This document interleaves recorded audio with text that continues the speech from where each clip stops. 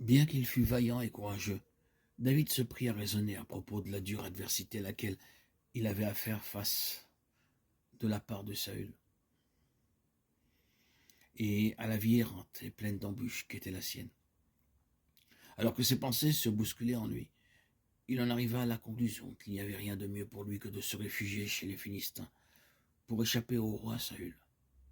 C'est ainsi qu'il prit peur et demeura à Gath et ensuite à Tsiklag pendant 16 mois, période durant laquelle son éducation spirituelle fut arrêtée à cause de sa désobéissance. 1 Samuel 27. Où était le vainqueur de Goliath, l'homme choisi de Dieu, celui par lequel Dieu avait relevé le défi? Il est possible qu'une certaine lassitude se soit instaurée en lui à cause de la durée de l'épreuve, et c'est ainsi que la situation le domina. Pour un temps, David s'éloigna de Dieu et sortit de ses voies. Ce fut par le refus des princes des Philistins de le voir combattre à leur côté qu'il fut contraint de retourner à Tsiklag avec ses 800 hommes, qu'il y trouva la ville incendiée, pillée, et les habitants emmenés captifs par les Amalicites. Sa situation était fort critique, mais reprenant courage, il s'humilia profondément, se repentit de son péché et revint à Dieu de tout son cœur, se plaçant comme tout à nouveau sous son entière seigneurie pour consulter et recevoir du Seigneur les directives concernant ce qu'il convenait de faire.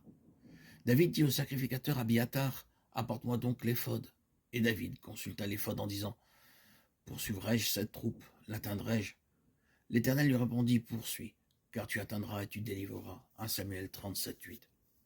C'est ainsi qu'il fit le pas en vue de recouvrir tout ce qui avait été perdu à cause de sa désobéissance.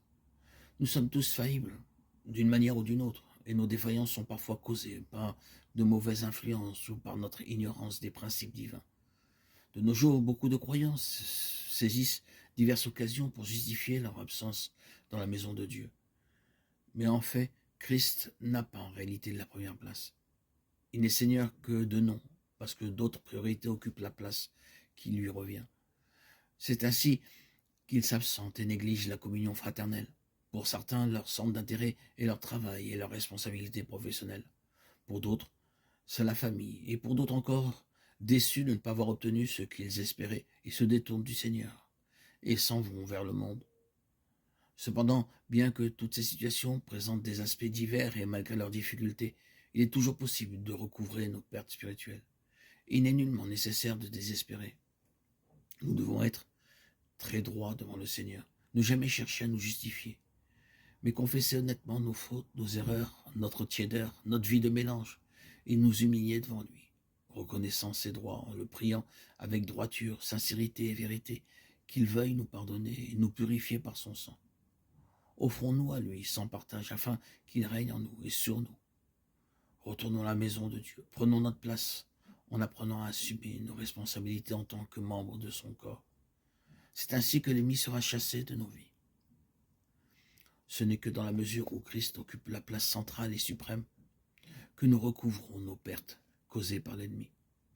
Cette responsabilité nous incombe. Nous ne pouvons connaître un réel rétablissement et poursuivre notre course qu'à ce prix.